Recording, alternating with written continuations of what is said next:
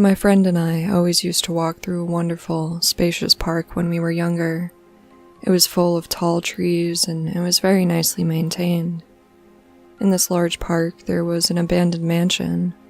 I can't really say how long it had been there, but on that day, the front door of the mansion was wide open. The two of us decided to check out what was inside the place. As we inched through the door, the very first thing we noticed was that the mansion's floor was littered with crumpled up pieces of paper. We looked at each other and observed that there was no furniture. Nothing except for those wrinkled balls of paper. The mansion had 6 rooms on its main floor, and every room we entered bore more and more scrunched up pieces of paper.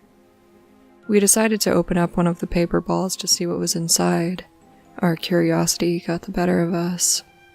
I picked up a single, wrinkled piece, and, as my friend picked up another, I unfolded my paper, smoothing out its bends and dents. At that moment, it was almost as if a piece of rainbow emerged before our eyes, and I was suddenly standing next to a large window on one of the upstairs rooms of the house. I was looking outside into the large park.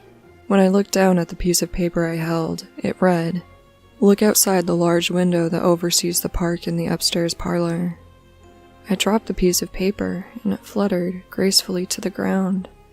Meanwhile, I stared at my open hands in a bout of horror. Dazed and utterly perplexed, I found my way downstairs and met up with my friend. He was in the kitchen, sitting at a round table that hadn't been there before. Where did that come from? I wondered. My friend stared at his open paper and reread the words several times before he looked at me and turned the page my way. It said, "Go to the kitchen and sit at the round table." We stared at each other for a few moments, vaguely afraid, but then we began to chuckle. Within minutes we were laughing our heads off, marveling at our newfound game. We could hardly believe what had happened, but being young as we were, the mystery was endlessly exciting. We decided again to open another scrunched up piece of paper. As we opened up the crumpled up papers on the floor, we experienced the same sudden flash of rainbow colors, but this time I ended up lying down in the field behind the mansion. When I peered onto the paper in my right hand, it read, "Lie down in the field behind the mansion." I giggled uncontrollably. After a few minutes of running around the house, I found my friend collecting multiple balls of paper in his arms, eager to experience more of these strange, exciting phenomena. We both got the gist of what was happening at this point. We had no idea as to how it was possible, but we decided to have more fun with it. The supernatural always had a way of captivating our hearts. After a few more run-throughs of these strange mini-teleportation devices, I began to feel apprehensive. I wondered if, at one point, I would be placed somewhere I didn't want to be, or I'd be made to do something that I didn't enjoy. We continued, though. Minute after minute, we unfolded many pieces of paper and traveled through bedrooms, closets, trees, but then, after having been on the roof of the mansion, I stood there before my friend, dead, on the living room floor. I didn't scream. I couldn't. "Murder him," I read on my crumpled page as I felt a surge of vomit and bile rising into my throat. Nothing came out, but the sickness in my throat spread to my stomach, my head, and my heart. I didn't know what to do. At this point, I began to scream and shout, praying to God for this to be a nightmare. I wanted it to go away. I wanted to rewind our day and be outside again, together, walking underneath the trees. All I could do was hide his body in a cupboard. I willed myself to be calm, and I hesitantly unfolded another piece of paper in the hopes that the problem would correct itself.